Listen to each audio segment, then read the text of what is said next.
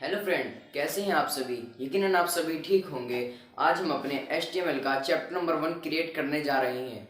ये HTML का chapter 1 है। इसी वजह से आपको आज की वीडियो में HTML को समझना है और समझने के साथ साथ आप उसका प्रैक्टिकल भी कर कर देखेंगे। जैसे मैं आपको बता रहा हूँ, आप बिल्कुल वैसे ही HTML को सीखें। अगर आप मेरे ही तरह सीखेंगे तो आज एक बहुत तगड़े डेवलपर बन जाएंगे। ठीक है, तो ठीक है, चलते हैं अपने HTML के पहले चैप्टर की तरफ। तो सबसे पहले आज HTML में आपको आज बताऊंगा। तो HTML जो है एक हाइपर टेक्स्ट मार्कअप लैंग्वेज है। HTML एक हाइपर टेक्स्ट मार्कअप लैंग्वेज है। अच्छा, भाषाओं का उपयोग एक व्यक्ति से दूसरे व्यक्ति को संचार करने के लिए किया जाता है। जो भाषा है उसका प्रयोग एक व्यक्ति से दूसरे व्यक्ति तक, मतलब जैसे हमने कुछ बात कही, मैं बोल रहा हूँ फिलहाल इस टाइम, और आप मेरी बात समझ रहे हैं, तो बिल्कुल इसी का यही मतलब है। एक व्यक्ति से दूसरे व्यक्ति तक पहुँचाना, बात करना, यही हमारी भाषा है। भाषा किसको कहते हैं? एक व्यक्ति से दूसरे व्यक्ति को संचार करने को ही भाषा कहते हैं। अच्छा, नेम ऑफ सम लैंग्वेज।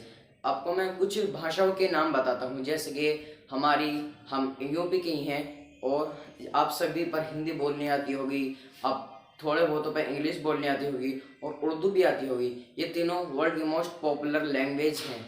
ठीक है, ये वर्ल्ड की मोस्ट पॉपुलर लैंग्वेज है, लेकिन हम सभी पर ये बोलनी आती है। और हम यदि इन्हीं लैंग्वेज से HTML के अंदर कोडिंग करें तो हमारे लिए कितना आसान हो जाएगा। यही बात मैं आपको आगे बताने वाला हूँ। बस अब मेरी वीडियो पर बने रहें। भाषा क्या कहते हैं? एक व्यक्ति से दूसरे व्यक्ति को संचार करने को ही भाषा कहते हैं। भाषा 3 प्रकार की होती है। एक हिंदी, इंग्लिश। भाषा के वैसे तो कई टाइप्स होते हैं, लेकिन मैं आपको सिर्फ 3 ही बता रहा हूँ, जैसे आपको याद रहे। एक हिंदी होती है, एक इंग्लिश होती है, तमिल होती है, उर्दू होती है, काफ़ी सारी लैंग्वेज होती हैं। ठीक है, अब चलते हैं अपने लैंग्वेज की लेवल्स के ऊपर। कौन सी लेवल्स के ऊपर? हमारी लैंग्वेज की लेवल्स जो होती हैं वो 3 प्रकार की होती हैं, जो हमारा कंप्यूटर समझता है। कंप्यूटर किसे समझता है?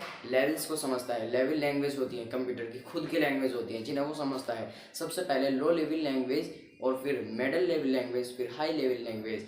कंप्यूटर जो हमारी ये 3 भाषाओं को समझता है, जो हमने मनुष्य द्वारा भी बनाई गई हैं। लेकिन सबसे पहली लो लेवल लैंग्वेज जो है वो हमारी सिर्फ 0 और 1 पर ही ख़त्म हो जाती है। उसके अलावा और हम कुछ नहीं उसके अंदर लिख सकते।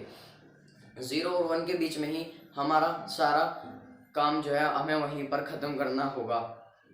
तो जो हमारी मशीन लैंग्वेज समझती है वो लो लेवल लैंग्वेज समझती है। आपसे कोई पूछ लेगा भाई लो लेवल लैंग्वेज क्या होती है, तो आप उससे बताना लो लेवल लैंग्वेज 0 और 1 से जो लिखी जाती हैं, जो भी लिखी जाती है वही हमारी लो लेवल लैंग्वेज होती हैं। 0 और 1 ये हमारी लो लेवल लैंग्वेज होगी। ठीक है, अभी आपसे कोई अदर व्यक्ति पूछ लेंगे, थर्ड पर्सन आकर पूछ लेंगे, बताओ भाई आप कंप्यूटर सीख रहे हो, आप बताओगे हाँ जी यकीनन सीख रहे हो। फिर ना आप तो वेबसाइट बनाना भी सीख रहे होंगे, हाँ जी हम वेबसाइट बनाना भी सीख रहे हैं आगे। और आपसे वो पूछने लगे बताओ वेबसाइट बनाने के लिए हमें कौन सी लैंग्वेज का यूज़ करते हैं, कौन सी लैंग्वेज का यूज़ करते हैं वेबसाइट बनाने के लिए, तो आपसे कहना हम HTML का यूज़ करते हैं। और उसकी फुल फॉर्म क्या है?